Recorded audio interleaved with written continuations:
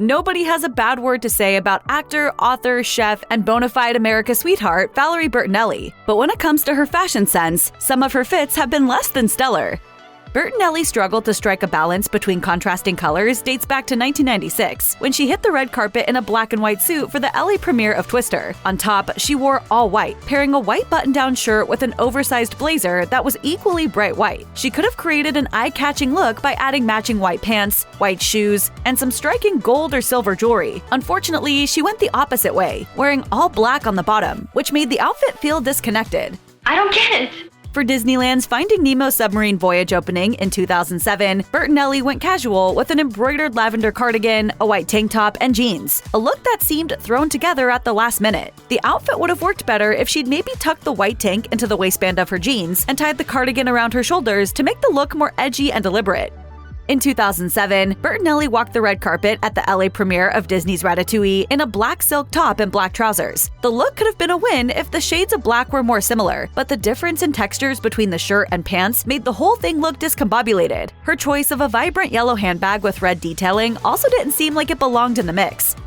For the 2008 LA premiere of Hancock, Bertinelli wore a muted blue dress with a slew of stylistic issues, beginning with the choice of color. The middle-of-the-road blue tone wasn't vibrant enough to be striking or soft enough to be ethereal. The off-the-shoulder neckline was too low, making her chest look saggy, and the empire cut disappeared her waist in yards of flappy fabric. Overall, this dress was a mess, and the addition of nude-toned cork wedges only added insult to injury. Returning to the red carpet for the Creative Arts Emmy Awards, Bertinelli opted for a chocolate brown wrap bodice A-line dress with a bejeweled statement belt that gave serious Y2K energy. It was 2008, so the chunky gems weren't too out of place, but the gown itself lacked any sort of tailoring or texture that would have made the piece interesting. Overall, the blandness of this look made it a fashion flop. Bertinelli has turned out some incredibly cool and refined looks for the Emmys, like the gorgeous all-white pantsuit she wore in 2024. But in 2008, she attended the Entertainment Tonight Emmy party in a white gown with a sweetheart neckline and a beaded belt that screamed high school prom more than it did red carpet. She added tasteful gold hoops, a chunky chain bracelet, and a glittery clutch, but nothing could save the gown from looking juvenile. In 2008, Bertinelli attended the 30th annual Carousel of Hope Ball in an uninspired black one-shoulder dress with silver beading. The dress, with its loose-fitting waist and basic column skirt, was totally forgettable, and even though the shoulder beading tried to break up the sea of wrinkled black fabric, it wasn't enough to qualify this dress as glamorous. Summer. Time for swimsuits, shorts, tank tops, and a massive attack of insecurity.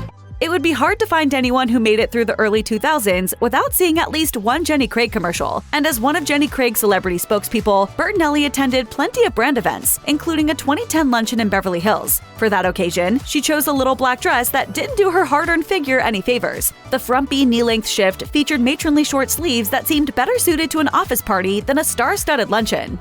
Everyone needs a little black dress, but every little black dress needs a little something special to make it stand out. Unfortunately, the LBD Bertinelli wore to a Hot in Cleveland event at the 2011 PallyFest was missing that extra pizzazz, and the black pumps she paired with it were equally unmemorable. In the absence of any eye-catching additions like a colorful handbag, glitzy jewelry, or other accessories, this fit felt flat.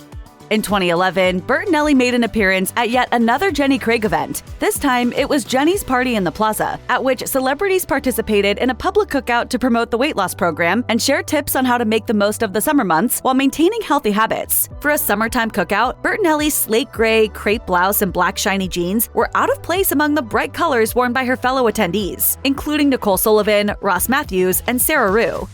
When Bertinelli's Hot in Cleveland co-star Betty White turned 90 in January 2012, she was honored with an NBC birthday special. On the red carpet, Bertinelli opted for a black bodycon dress with a prominent and super distracting zipper. She added a pair of sheer black tights and black suede boots, though a pair of pumps would have given the look a more elevated vibe.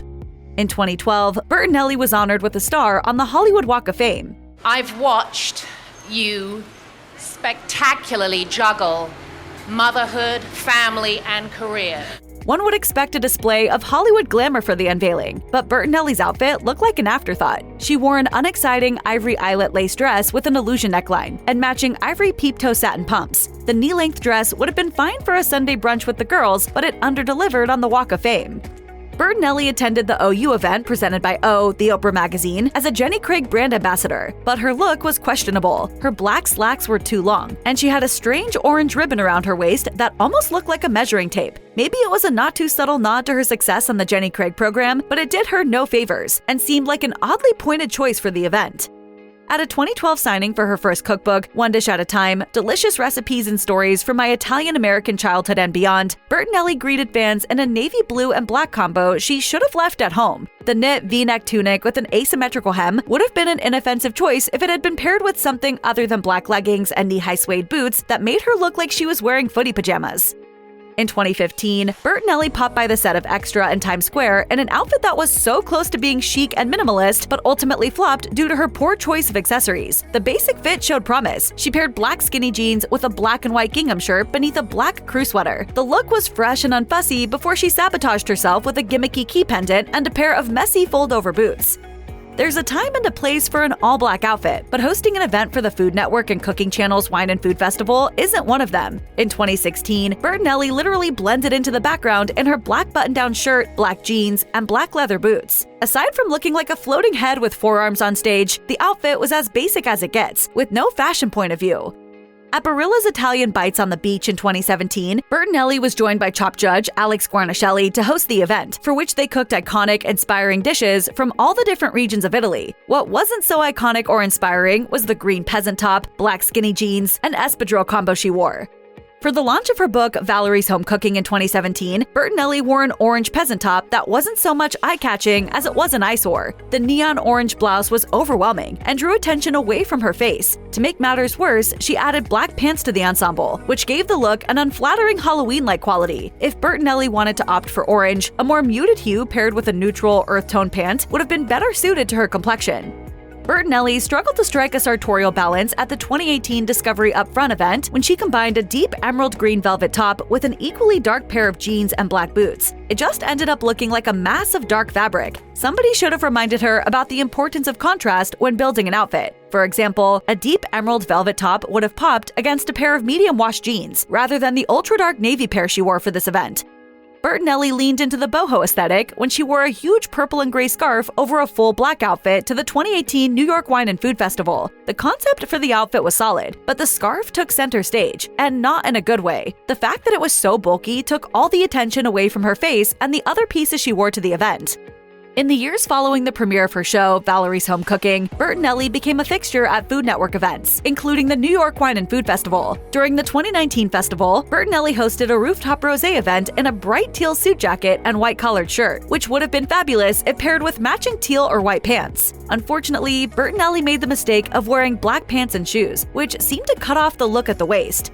Oh, honey, when I met you, you were living with your parents. But this is his own home. That's not true.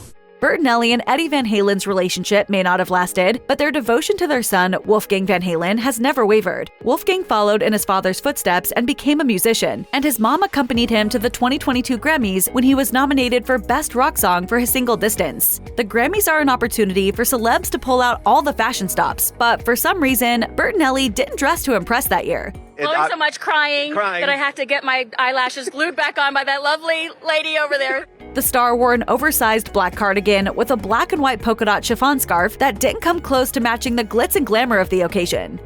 For the 2022 Los Angeles Times Festival of Books, Bertinelli wore a basic black tunic top and boring cuffed denim jeans to meet her fans. Though the look would have been fine for a quick trip to the grocery store, it lacked the chic or professional flair one would expect from a successful author and TV personality. Bertinelli tried to add some sparkle to this outfit by layering gold necklaces of varying lengths, but the lengths were awkward and didn't lay well together.